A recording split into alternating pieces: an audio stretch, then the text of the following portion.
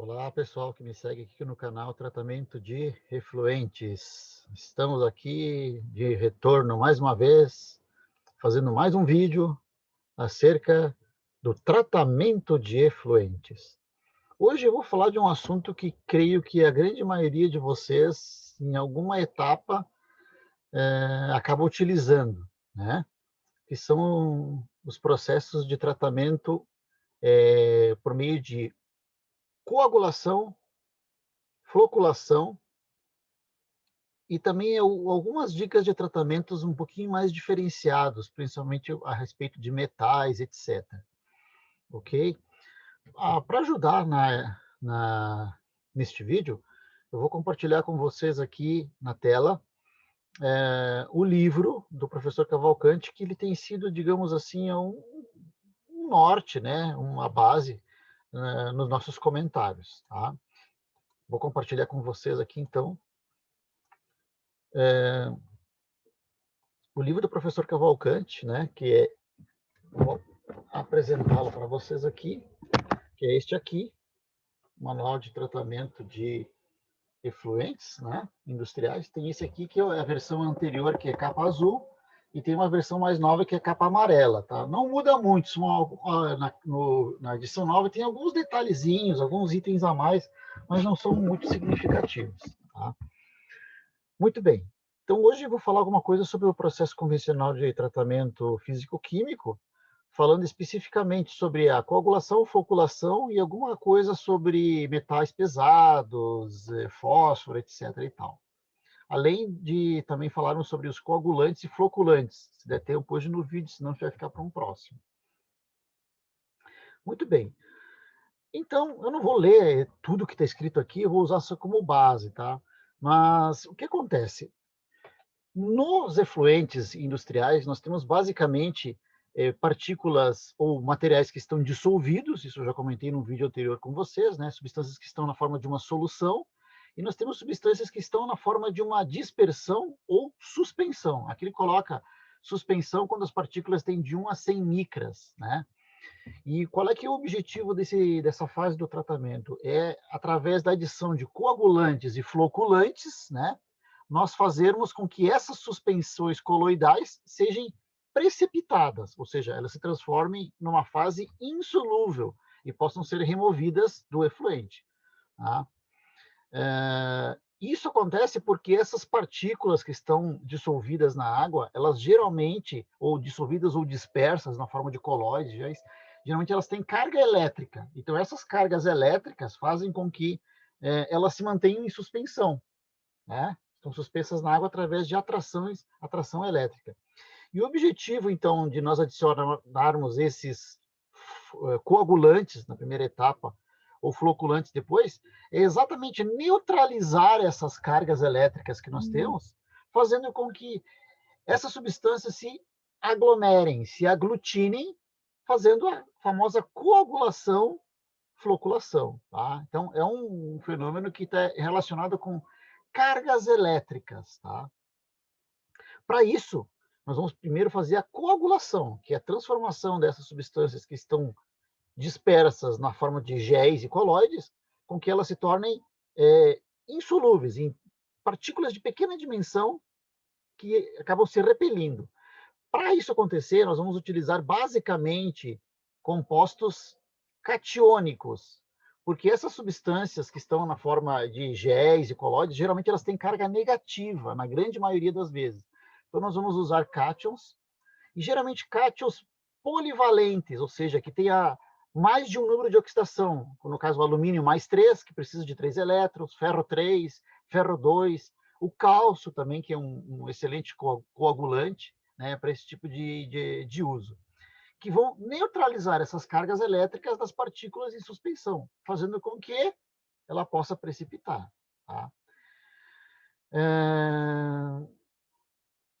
Isso tudo são fenômenos complexos, tá? Que eles estão sujeitos tanto à composição da substância que está em suspensão, como também e principalmente estão relacionados ao pH do meio.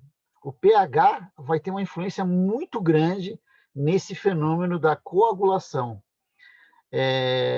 Por isso que é recomendado sempre, pessoal, antes de fazer um tratamento físico-químico por coagulação, floculação, a gente precisa fazer um ensaio de tratabilidade, o chamado muito famoso JAR teste, tá? Que é o mais conhecido utilizado. Ah, mas eu já fiz até um vídeo no passado sobre o JAR teste. Ah, mas eu não tenho equipamento de JAR teste. Isso não é motivo. Vocês podem fazer em Becker mesmo, com agitação manual, pode fazer até como eu conheci gente que fazia, que cortava garrafas PET, né, de água mineral ou de refrigerante, e fazia ali mesmo. O importante é que se faça o ensaio, porque neste ensaio nós vamos determinar qual é o pH ótimo para que essa reação aconteça, qual é a dosagem que nós vamos necessitar de coagulante para isso, e outras características também, como, por exemplo, o gradiente de velocidade, né? Como tem que ser essa agitação? Tem que ser enérgica ou tem que ser mais lenta, né? Quanto que eu vou gerar de lodo? Qual é o volume de lodo que eu vou gerar? Qual é a característica desse lodo? É um lodo que decanta facilmente? É um lodo que tende a flotar? Ele compacta bem? Como é essa característica? Eu só consigo fazer isso através do ensaio de tratabilidade de JAR teste, tá? Sem falar que se eu tiver outras substâncias poluentes específicas, como metais pesados, boro, fósforo, nitrogênio, eu também preciso fazer esse ensaio para determinar a eliminação dessas substâncias, tá? Muito bem, sem falar também que se eu tiver substâncias, por exemplo, como cianeto ou cromo hexavalente, eu tenho que fazer ou uma oxidação desse cianeto ou uma redução desse cromo hexavalente, que nós vamos falar mais adiante também. Tudo isso, essas dosagens também são determinadas através do ensaio de tratabilidade de JAR teste. Tá? Muito bem. Óleo emulsionado, já fiz um vídeo anterior falando sobre quebra de emulsão, né? Como é que é feita essa quebra de emulsão, separadores de óleo e tal. Eu vou fazer um comentário agora sobre a remoção de metais pesados, que é um problema bastante recorrente, principalmente nas indústrias metalúrgicas, que tem tratamento de superfícies e que tem também galvanoplastias, tá?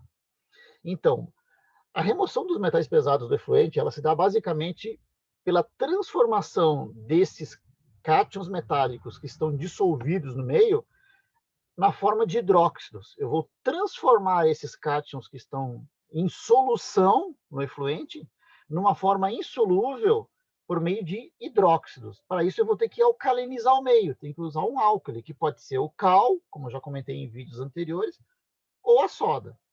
Uma outra maneira de também precipitar é através do uso de sulfetos.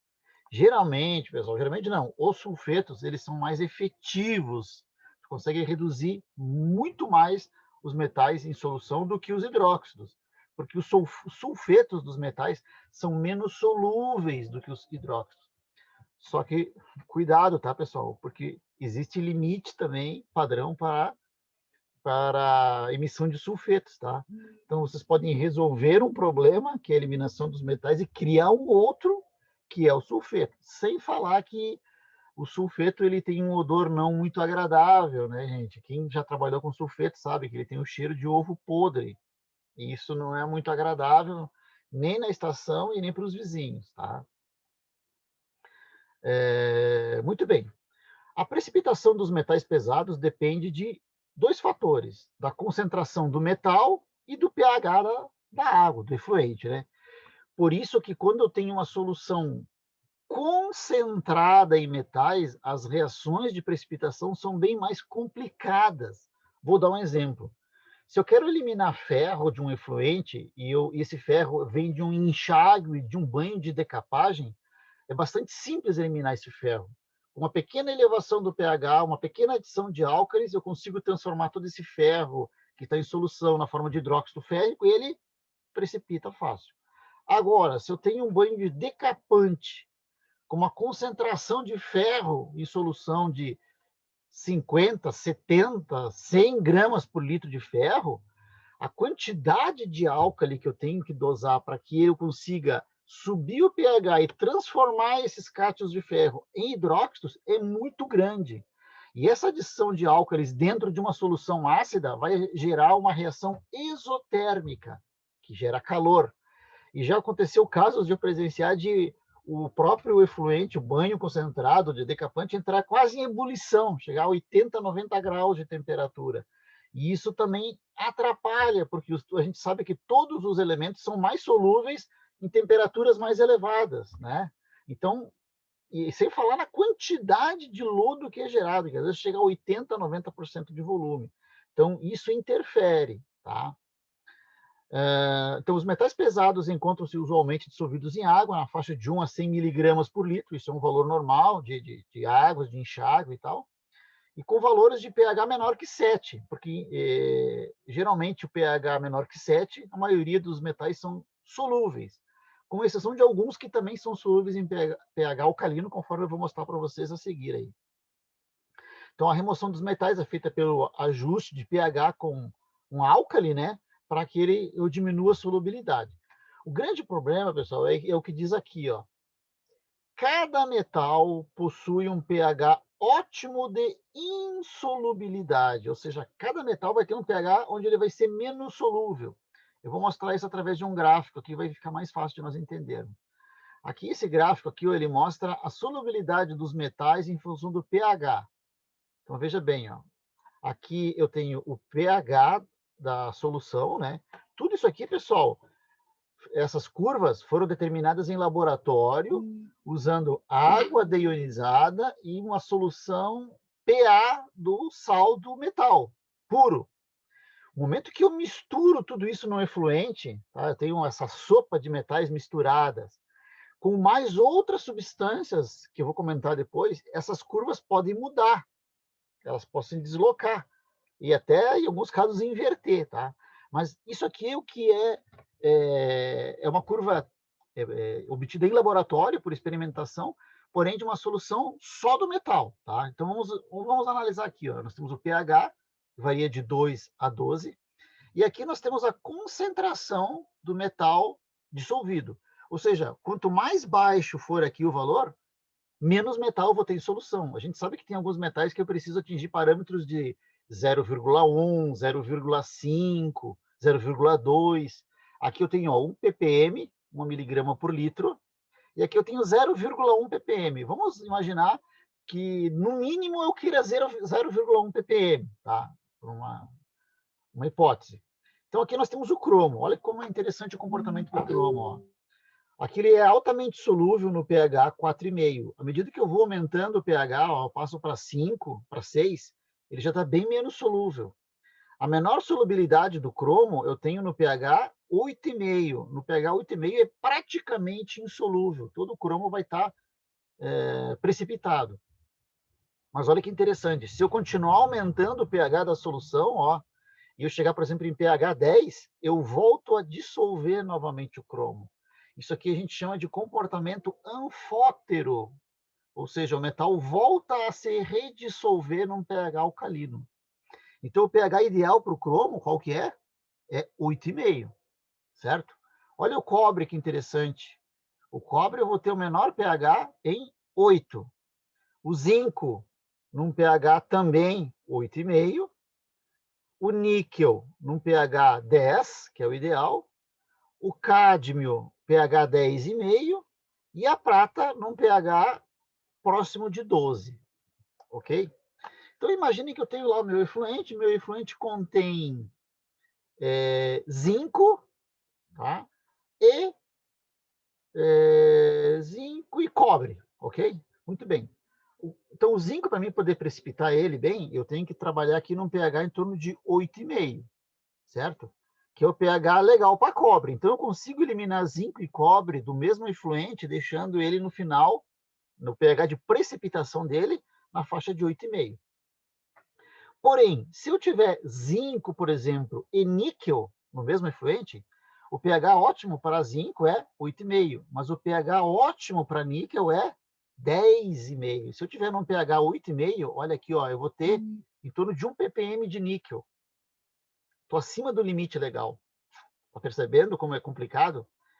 Volto a dizer, isso aqui se eu tiver só os metais puros. Se eu tiver outras substâncias no meio da solução, essas curvas podem mudar, tá? Então, o que, que eu tenho que fazer nesse efluente aqui para poder eliminar os metais? Eu vou ter que fazer em etapas. Eu vou ter que fazer uma precipitação, por exemplo, num pH 8,5, remover o resíduo, que é o resíduo composto por zinco, e fazer um outro tratamento, alcalinizar até pH 10, onde eu vou ter uma segunda precipitação, que é o níquel. Se eu tentar fazer os dois juntos, eu vou deixar um deles fora. Se eu deixar o pH muito alcalino, vai ficar zinco. Porque, olha, em pH 10, olha a curva do zinco, ó. Ele está aqui, ó. Cadê o zinco? Está aqui, ó. pH 10, eu vou ter quase 5 ppm de zinco. Tá percebendo? Então, eu não tenho como eliminar os dois simultaneamente. Eu tenho que fazer por etapas, certo? Muito bem. O que, que diz mais aqui, ó? A remoção dos metais pesados é feita, portanto, por meio do procedimento de ajuste do pH, né? Diminuir a solubilidade e tal. Cada metal tem um pH ótimo, e entre pH variando de 7 a 9, precipitam como hidróxidos o ferro e o cobre. Isso ele está analisando a curva aqui, ó. O zinco tem um ponto de mínima de solubilidade entre pH 9 e 9,5. O níquel, o cádmio, entre 10 e 11. E assim por diante. Então, o cobre, níquel, cádmio, cromo e zinco, acima dos seus respectivos pHs, tornam-se a dissolver em valores de pH mais elevado. Está percebendo? Muito bem. Então, aqui, ó, o gráfico ilustra bem a solubilidade de um determinado metal pesado, é diretamente controlada pelo pH. Para cada metal, a região côncava, a região baixa da curva, delimita a zona onde vai ocorrer a precipitação como hidróxido. Em contrapartida, as zonas de maior solubilidade encontram-se fora dos limites da concavidade, né? Os pontos de inflexão da curva definem os limites de concentração dos metais dissolvidos. Agora que vem o grande problema. Ó.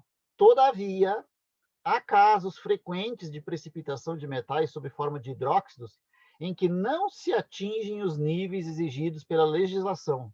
Mas eu estou deixando no pH 10 e ainda eu tenho níquel, eu não consigo eliminar, né?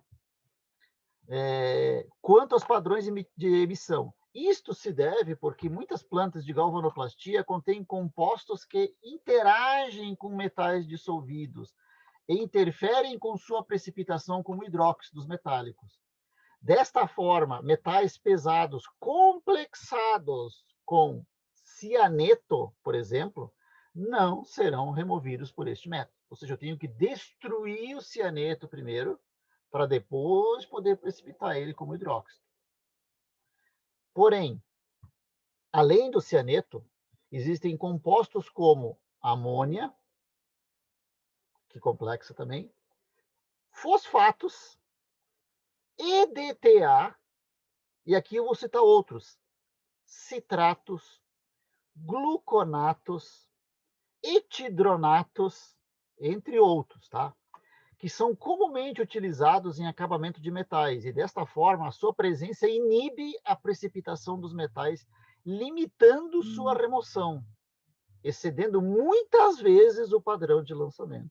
Então, se vocês estão fazendo a precipitação em pH elevado e não está conseguindo atingir o parâmetro, investiguem se não existe em algum ponto da linha de vocês, do sistema de tratamento de vocês, a presença de substâncias complexantes. Porque elas são maravilhosas para o fornecedor de produto químico. Eu também, como fornecedor de produto químico para a indústria, eu sei disso, tá? Os melhores produtos que têm a melhor performance e eficiência são os que têm os complexantes. Porém, nós temos que ter ciência disso. Que se isso for um problema para mim, eu tenho que tentar resolver isso de um outro modo. Estes compostos denominados quelatos, né, eles vão prender os metais na forma de um quelato, combinam com o íon do metal dissolvido, formando um íon complexado, que é solúvel em soluções neutras e levemente alcalinas. Eu digo mais, solúveis até em soluções altamente alcalinas. Tá? E aí, pessoal, como é que eu faço? Mas eu não tenho como tirar o complexante, é impossível, eu não consigo tirar o complexante do meu sistema. O que, que eu faço para remover, então, esse metal pesado? Vamos lá, tem algumas sugestões aqui no livro e eu vou dar outras também da minha experiência, tá? As maneiras de superar os efeitos solubilizantes de agentes quelantes enquadram-se nas seguintes categorias. Vamos lá. Primeira possibilidade: precipitar o metal da solução por um método que, ao contrário da precipitação de hidróxidos, é relativamente imune aos efeitos dos quelantes, que é a precipitação por sulfetos, por exemplo. Volto a dizer, os sulfetos pode ser um problema, tá? Então, hoje já existem alguns precipitadores de metais que não são sulfetos, mas são derivados de outros átomos de enxofre. São moléculas orgânicas que têm enxofre na formulação e também conseguem quebrar esses quelatos, tá?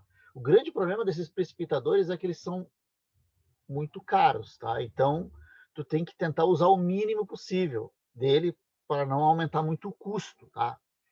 Outra maneira de tu tentar conseguir eliminar isso aí é através da famosa troca iônica, né? Quem tem troca iônica é uma maneira também de eliminar. Na utilização de formas de sulfeto, tais como sulfeto de hidrogênio, hidrosulfeto de hidrogênio, o H2S, que é o gás que eu não recomendo usar, né? Os metais precipitados sob a forma de sulfetos proporcionam níveis mais altos de remoção comparativamente aos hidróxidos, mesmo em efluentes altamente quelatados, através da redução dos níveis de solubilidade.